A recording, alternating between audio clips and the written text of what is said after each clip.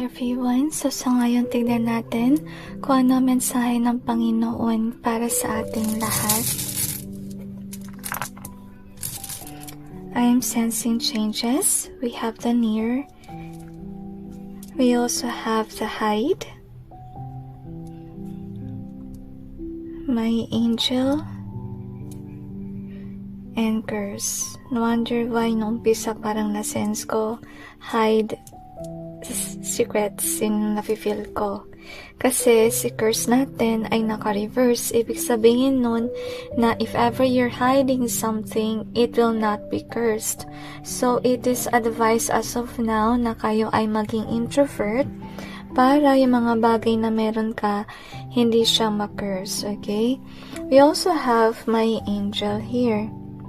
So, yung Panginoon sinasabi niya sa inyo na malapit lang siya lagi sa inyo. Huwag niyong isipin na malayo yung Diyos. At ini-inform niya kayo na nagpapadala siya ng anghel para kayo ay protektahan, i-guide, and so. And also, with this angel being here, ibig sabihin lang nun na gumagawa din ng paraan ng Diyos by sending His angels to help this curse not worked out. To be honest with you, may mga dahilan din naman kung bakit sometimes pinapahintulutan ng Diyos yung curse na yan na mangyari kasi siguro ini-inform niya kayo na may nag-curse, you have to be aware about it, and of course yung protection ninyo ay yung Panginoon, so remember to stay close to Him. So we also have time machine in either way.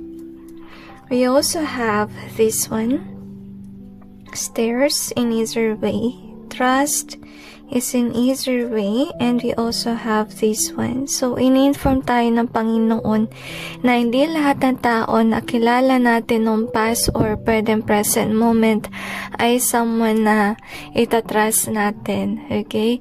Kasi, with the latter being in either way, ibig sabihin lang nun na maging cautious kayo, especially if you're somebody who feels na hindi mo alam kung tatanggapin mo ba fully sa iyong buhay yung isang tao or hindi. Okay?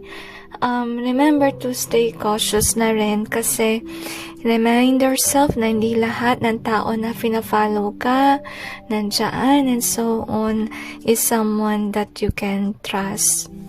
Sad to say na some people, they choose to curse even those people that they are close with, which is sad.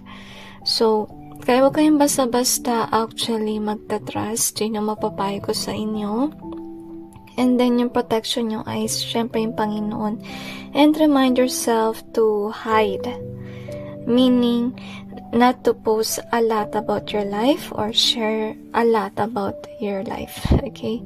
Kasi yun nga may mga tao talaga na hindi mapagkakatiwalaan. So anyway, that's it with today's message. I hope that this may give you some insight and awareness, and God bless you.